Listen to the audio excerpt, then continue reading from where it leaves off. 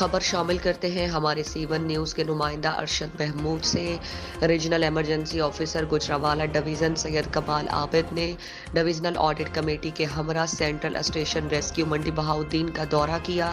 Rescue office آمد پر 1122 کے چاقو چوبند دستے نے انہیں سلامی دی اور پھولوں کا گلدستہ پیش کیا۔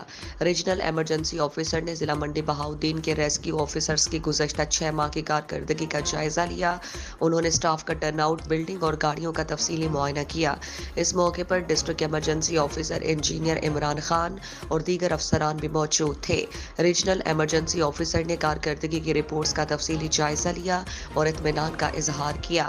انہوں نے آفیسرز کو ہدایات کی کہ وہ اسی جوش و جذبے کے تحت اپنے فرائض جانفشانی سے سر انجام دیں۔ اس موقع پر ضلعی emergency officer engineer Imran Khan نے ریجنل ایمرجنسی آفیسر سید کمال عابد کا ریسکیو اہلکاروں کی حوصلہ افزائی پر شکریہ ادا کیا اور کہا کہ ان کی آمد سے ریسکیو اہلکاروں کا حوصلہ مزید بلند ہوا اور اس طرح کے دوروں سے سروس کے معیار کو مزید بہتر بنانے میں معاونت اور رہنمائی حاصل ہوگی۔